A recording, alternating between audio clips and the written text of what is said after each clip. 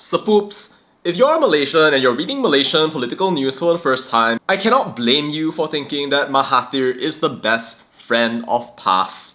They are always together. Together in hating Anwar, together in SG4, and together in kononnya trying to restore Malay power. Wow. What a touching and wonderful friendship. But you know, here's an interesting question. What does he really think?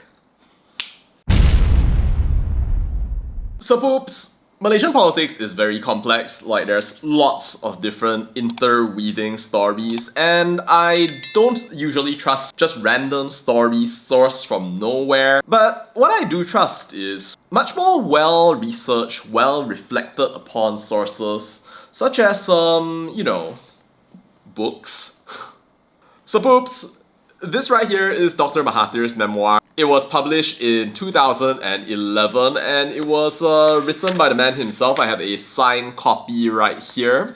And so yeah, he captures a whole lot of different things about his life, his journey, and so many other things right here, including what he actually thinks of PAS. Let's go ahead and give it a read. Page 222. Alright, let's go. So, context. This chapter is called An Outsider's Lament. So that was when Mahathir was kicked out of UMNO after writing a poison pen letter about Tunku Abdul Rahman and spreading it. He was not happy, like he didn't have a political platform. Frustrated, unhappy, he felt that there was nothing he could do. So then, here we go, as he tries to get a platform and he starts hanging out with PAS. But anyway, let's read what he actually has to say. UMNO's rejection of PAS was based on the belief that it was not a true Islamic party and it could not help the Malay cause. UMNO had its own religious leaders, generally more open-minded than those aligned with PAS, and unlike PAS supporters in those days, UMNO members were not drawn completely from the villagers. The party appealed to well-educated Malays, people who were worldly and understood what the problems were, but more grounded in pragmatic political considerations than in religious doctrine. UMNO's rejection of PAS and the Malay Islamist option still carried a heavy penalty. It meant that UMNO's bargaining strength with its partners in the alliance was weakened by PAS's significant share of the Malay vote, so it had to depend in many ways on non-Malay support. Wow. Even then, UMNO needed PAS because it couldn't appeal to all those people out there who were just casually in the process of menunggang agama. That was true 60 years ago, and it is true now. But more immediately, the more immediate problem I faced was how to say what I wanted to say and be heard. I had few choices as there was never any question of me joining another party or becoming an independent. I considered PAS a betrayer of the Malays and never once believed in their Islamic pretensions. PAS would never be able to build a truly Islamic state in Malaysia like those of the great age of Islamic civilization, nor would they be able to rule and develop the country. The party had no coherent plan or strategy for the betterment of the Malays or of the country, since they had failed in the overwhelmingly Malay state of Kelantan, where they held power. How could they expect to rule Malaysia with its multiracial population and its complex federal structure? Wow. Vote of confidence there, Dr. Mahathir. I also blame PAS for the split in the Malay ranks. There was no PAS when we were fighting against the Malayan Union when politics was not yet financially rewarding. There had been no thought of setting up an Islamic state then. All the Malays, including those who were learned in Islam, had been united as Malays against the threat to the Malay people. At the time, UMNO had its ulama section or council, but it broke away from the party. By then, politics held the promise of lucrative jobs, and they feared that the more religious would not be selected as election candidates. Until they broke away to form PAS, the relationship between the ulama and non-ulama in UMNO was good as it was rooted in common concern for the Malays. When the Malays were united, even Great Britain, with all its imperialist might, had to bow to their demands. But with the defection of PAS from UMNO, Malay unity was shattered. This was not a wise course of action, or something that I could ever forget. Wow, that's what we call resentment. It was only after the UMNO ulama broke away to form their own party that they started to make references to an Islamic state. Those who had an Islamic education obviously saw this as a good political gimmick. Others, who were less educated, fell for it. To further its own cause, PAS quickly learned to use symbols that Malays associated with Islam, such as the color green. This enabled it to project its own cause as that of Islam itself and to depict its opponents, especially UMNO, not just as mundane political rivals but as the enemies of Islam. In speeches and rallies, PAS members quoted from the Quran, and it did not matter that most people in the audience could not understand. The crowd would be impressed when the speakers recited these verses to them and gave an interpretation on the spot. Nobody could be sure if they were accurate. Sometimes the speakers would leave out the part of the verse that carried the real message of Islam. PAS could elaborate its self-serving interpretations, always confident that no one in the audience would know the difference. They would tell stories purportedly from the hadith, the sayings or deeds attributed to the Prophet Muhammad, which similarly could not be verified. PAS claimed that those who voted for them would go to heaven, while those who voted for UMNO would go to hell, since their cause embodied that of Islam and their opponents in working against PAS were enemies of Islam itself. This remains the party's message today, which we know, even if it now uses more sophisticated terms and phrases as well as modern technology to promote its cause. And here's something interesting. As part of this strategy of identifying itself in the Malay imagination with Islam, PAS chose to label UMNO as kafir or infidel, declaring that the party was not Islamic because it cooperated with non-Muslims. Years later, I had a good laugh when in the late 1990s, PAS decided to work with the DAP, the party that totally rejected PAS's Islamic State objective. It was unabashed hypocrisy. Yet while PAS used Islam as a political tool, it never hesitated to obscure the good values that Islam teaches its adherents. These are values which, when understood and properly practiced, would make Islamic states great, would produce great thinkers as leaders able to create and build entire civilizations.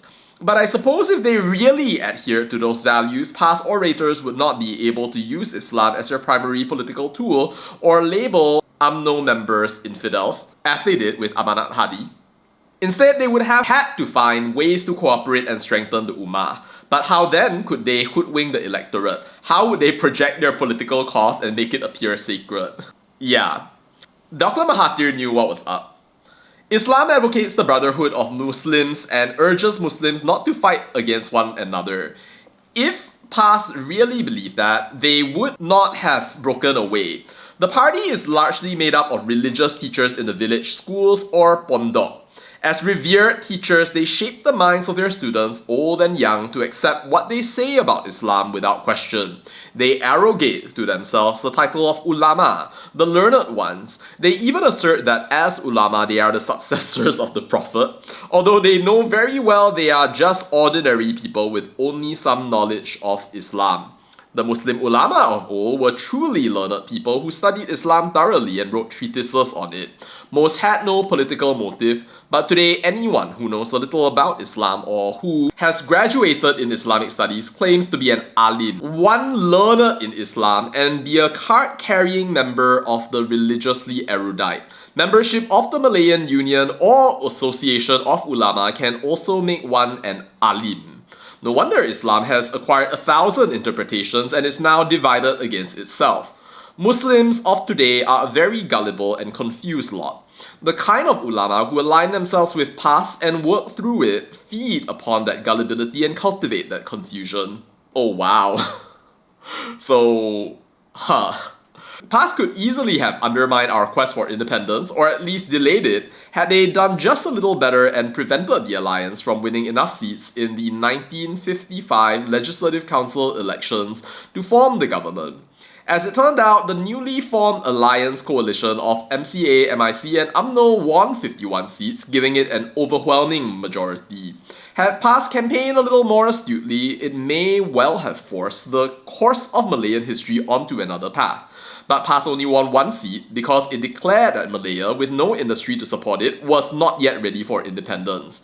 The party famously stated that Malays could not even make needles, much less run their own country. Are you hearing this? PAS also tried to create fear in the Malay mind that the Chinese, with their wealth and superior education, would dominate an independent Malaya, leaving Malays to be their coolies. Wow. Like, they've been doing this All the while, the playbook has not changed. Do you see? And this is the last part. In the 1955 elections, PAS did not invoke Islam fully, focusing more on anxiety surrounding the question of independence. When it did use Islam in the 1959 general election, the party took control of Kelantan and Terengganu. After forming the state government of Terengganu, PAS leaders began to quarrel among themselves. By 1961, several defected to UMNO and brought down PAS in the state. Wow, so you're saying that they betrayed their own selves? No wonder UMNO keeps talking about PAS as a snake. Well, a snake does eat other snakes. It recaptured Terengganu in 1999, but the state returned to UMNO rule in 2004. Quarrels between PAS leaders also led Kelantan to fall to Barisan Nasional in 1978. But in 1990, PAS recaptured Kelantan and remains in charge of its state government until today. Today, the party's leadership is changing. More non-religiously trained leaders are becoming prominent, but it is still undoubtedly the religious teachers who hold sway. My views on PAS clearly stated, and well, thank you Dr. Mahathir for your views on PAS. If you found it surprising, rest assured you're not alone, because when I first learned about this and I saw this in A Doctor in the House, I was also surprised. You know, people might go ahead and say, oh, but he changed his views, come on, like they're best friends now, they're obviously always together. Now, let me ask you, right, like, do people usually change after the age of 30, 40, 50, 70? Let me know your thoughts in the comments, Sepupus. Well, the thing is, Sepupus, this book was released in 2011, which would have been when Dr. Mahathir was 86 years old. He was literally writing about this, compiling this entire mammoth book right here, putting together detail after detail that he wanted the entire world to remember him for. And I just wondered to myself, you know, like, are your views going to just suddenly and automatically change after the age of 85? I don't know about that. Those were intelligently authored words. They were intentionally arranged in the way that they were arranged, and I think that those are his true thoughts. I don't think that he has a reason to go out and gaslight people in this particular book. Although maybe he does have an incentive to go out and gaslight Malaysians because he finds that PAS is politically convenient and that people are going out and falling for their political message because they kononnya want to be good Muslims, even though there's a very specific interpretation there of Islam for these people that apparently allows them to slander, be racist, fail to check facts, facilitate or ignore sumbang mahram, drug addiction, gay parties, and mock foreign leaders as well. But it's okay, people change, everybody can make amends. You can forgive Dr. Mahathir for his memoirs, I'm sure, the same way that you can forgive him for Mamali. But I don't know, PAS, like, have you already forgiven him for calling you kafir? Yeah, I don't know. As far as I can see, literally the main thing that Mahathir shares with these PAS people is that they want to bring down Anwar. There's nothing else, there's nothing deep about it. That is literally all there is to it, and that's literally all there ever will be. So yeah, as far as I can see, it is basically the ultimate matlamat menghalalkan cara type thing right there. But, well, at least you know what he really thinks about his best friend forever PAS right there. Do with that what you will. Alright, that's all I have to say about that, and bye.